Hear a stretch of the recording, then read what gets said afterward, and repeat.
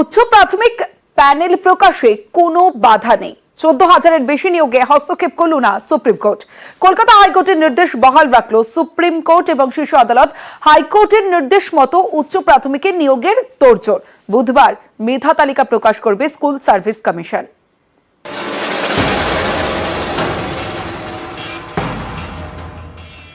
উচ্চ প্রাথমিকে 14,052 নিয়োগে হস্তক্ষেপ করল না সুপ্রিম কোর্ট। কলকাতা হাইকোর্টের পর সুপ্রিম কোর্টেও মিলল নিয়োগের সবুজ সংকেত। মঙ্গলবার শীর্ষ আদালতে শুনানিতে প্রধান বিচারপতি DY চন্দ্রচূড় বলেন, এসএসসি-কে নিয়োগের অনুমতি দিয়েছে কলকাতা হাইকোর্ট। 14,052 পদে নিয়োগে সবুজ সংকেত দিয়েছে।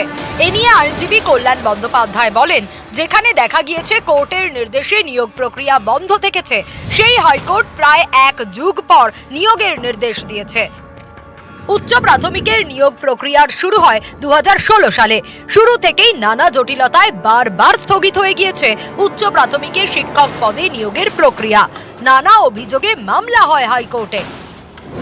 গত 28শে আগস্ট উচ্চ প্রাথমিকে 14,052 জনকে নিয়োগের অনুমতি দেয় কলকাতা হাইকোর্ট।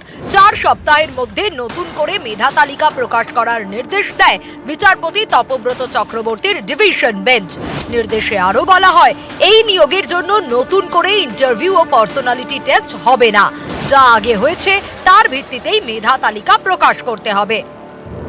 কলকাতা হাইকোর্টের এই নির্দেশকে চ্যালেঞ্জ জানিয়ে সুপ্রিম কোর্টে যায় কয়েকজন চাকরি প্রার্থী। তাদের অভিযোগ, টেটে পর্যাপ্ত নম্বর থাকার পরেও তারা ইন্টারভিউতে ডাক পাননি। তাই ইন্টারভিউ তালিকা প্রকাশ থেকে নতুন করে শুরু হোক নিয়োগ প্রক্রিয়া। এ নিয়ে সুপ্রিম কোর্টের প্রশ্ন, মামলাকারী চাকরি প্রার্থীরা কলকাতা হাইকোর্টে মূল মামলায় কেন এই আবেদন করলেন না? কলকাতা হাইকোর্টের নিয়োগ নির্দেশ বহাল রাখে শীর্ষ আদালত। হাইকোর্টের রায় চ্যালেঞ্জ করে সুপ্রিম কোর্টে হয় জোড়া SLP। দুটিই খারিজ করে দেয় শীর্ষ আদালত।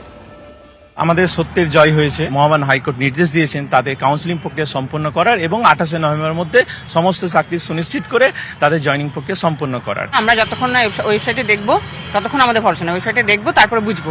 আমাদের দাবি আছে যে পুজোর আগে কাউন্সিলিং শেষ করে জয়নিং সম্পন্ন করতে হবে। ফার্স্ট কাউন্সিলিং যাদের হবে তাদের। অতএব কমিশনের চেয়ারম্যানের কাছে আমাদের এটাই দাবি যে উনি কাজ শুরু করুন। সোমবার নিয়োগের দাবিতে পথে নামেন উচ্চ প্রাথমিকের চাকরি প্রার্থীরা। সল্টলেকে মিছিল, লক্ষ্য স্কুল সার্ভিস কমিশনের অফিসে অভিযান। সেদিনই এসএসসি জানিয়ে দেয়, বুধবার উচ্চ প্রাথমিকের মেধা তালিকা প্রকাশ করা হবে। নিউজ 18 বাংলা।